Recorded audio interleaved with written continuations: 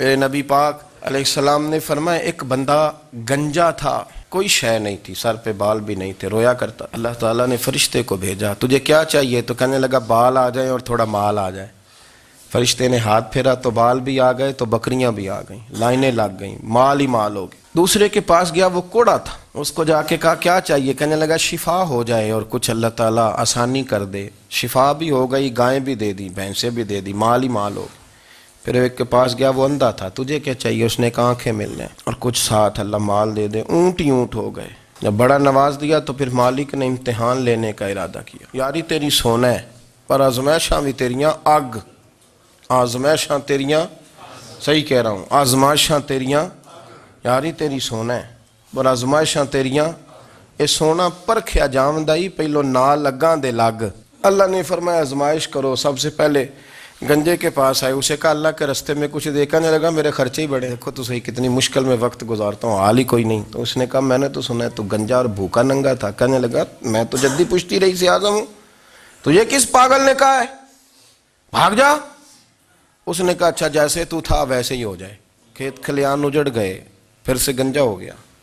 حضور علیہ السلام فرمانے لگے، پھر وہ اس کے پاس گیا جو کوڑا تھا، اسے کہا کچھ دے۔ کہنے لگا خرچے ہی بڑے، اب پوچھ لیں کسی امیر آدمی سے، کہے گا چکی کے نیچے ہاتھ ہے میرا، میرے سے زیادہ تو اب پریشان بندہ ہی کوئی نہیں، کیا بتاؤں آپ کو، اتنا ٹیکس ہے، اتنا جرمانہ ہے، فلانی شے، بڑا کچھ گنواتے ہیں لوگ۔ اس نے کہا میں نے تو سنا تو پہلے کوڑا تھا۔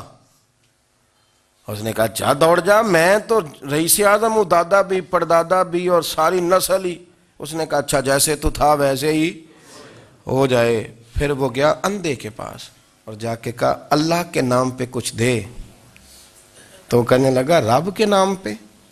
یہ کھڑے ہیں اونٹ، جتنے تیرے دل کرے لے جا۔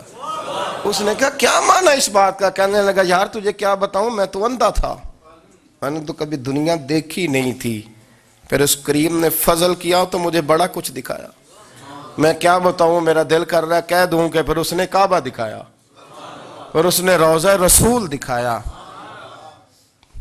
پھر اس نے ریاض الجنہ کے سجدے دکھائے، پھر اس نے اپنے محبوب کے دروازے کی رونقیں دکھائیں، اس نے بڑا کچھ دیا، اس نے بڑا نوازا۔ میرے پاس تو شاید میں بدکار پرانا خادم، کسے در ملی نہ ٹوئی، ایت واصف یار نے نظر جو کی تھی پھر واصف ہی ہوئی۔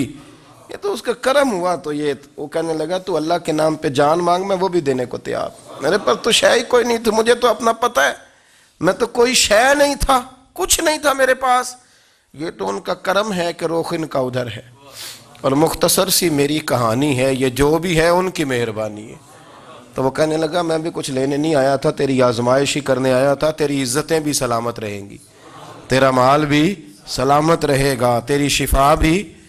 اپنی زندگی میں کبھی بھی اللہ کی بارگاہ سے توجہ ادھر ادھر نہ کریں، چھوڑیں لوگ کیا کر رہے ہیں، دنیا کیا کہہ رہی، کبھی بھی اپنی توجہ دائیں۔ ہمارا یہ مسئلہ بن گیا کہ ہماری سیاست ہے، ہماری دنیا داری ہے، ہم بندوں کو راضی کرنا چاہتے ہیں، ہم دیکھتے ہیں کون کس طرح، اور آپ یقین کریں آپ تھک جائیں گے، بندے راضی نہیں ہوں گے، وہ نہیں راضی ہوتے۔ آپ ان کو منا کے لائیں گے تو ادھر والے نکل جائیں گے، ادھر کو منائیں گے تو ادھر والے نکل جائیں گے۔ اس چکر سے باہر آئیں، اس رب کو راضی کریں جو فرماتا ہے ان الذین آمنوا وعملوا الصالحات سیجعل لهم الرحمن ودا۔ فرمایا تو ایمان لانے کے بعد نیک عمل کر، میں لوگوں کے دلوں میں تیری محبت پیدا کر دوں گا۔ رحمان لوگوں کے دلوں میں محبت ڈال دے گا، اللہ لوگوں کے دلوں میں۔ اپنی نظر ہمیشہ اپنے رب پہ رکھیں، اتنی لمبی چوڑی دنیا داروں سے امیدیں نہ وابستہ کریں۔ میں نے دیکھا ہے لوگ کاسا لیسی کرتے ہیں، کبھی اس کے دروازے پہ کبھی اس کے دروازے پہ۔